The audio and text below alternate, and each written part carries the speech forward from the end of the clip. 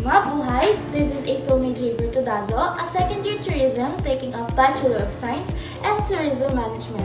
And I am here to share my learnings during our Sustainable Tourism Seminar under Ms. Hazel Tamaya Kabigayan's TPC 104 course. I'd like to share my personal reflection on how we can better preserve cultural heritage while promoting sustainable tourism, based on the strategy shared by the National Commission on Indigenous Peoples, or NCIP. One of the most important things I learned is that Indigenous Peoples, or IPs, are not just part of our history. They are living cultures with rights, stories, and wisdom that deserve respect. Their ancestral domains are sacred and not just places for tourism. That's why the first strategy recognition of IP rights is so important. Tourism should never harm what they have protected for generations. For example, in the Caraga region, we have 6 IP groups: the Banwaon, Manubo, Higaunun, Mamanwa, and Talaingling, and also Mandaya. They each have different levels of assimilation. Some are traditional, others more modern, but all of them deserve to be heard. That's where the second strategy comes in: free and prior informed consent, or FPIC. Before any tourism activities happens, the IPs must fully understand it and say yes without pressure. That gives them control over what happens on their land. We also discussed the Ancestral Domain, Sustainable Development and Protection Plan, or ADS-DPP, and the Community Conservation Plan. This helps communities create their own path forward, balancing tradition, development, and environmental care. And it's not just one-time thing.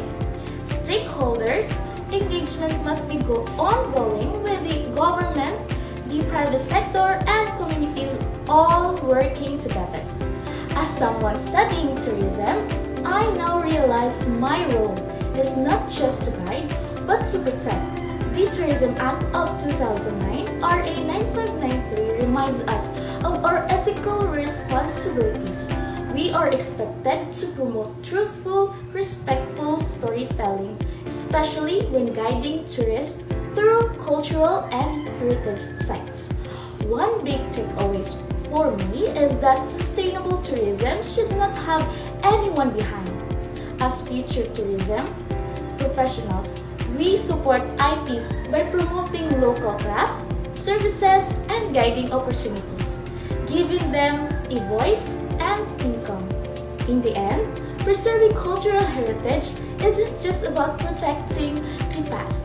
It's about respecting the present and securing the future for IP communities, for the environment, and for tourism itself. Let me give you a demonstration on how important the Leave No Trace principles are in the real-world tour guiding, using these 3 simple actions that can make a huge impact.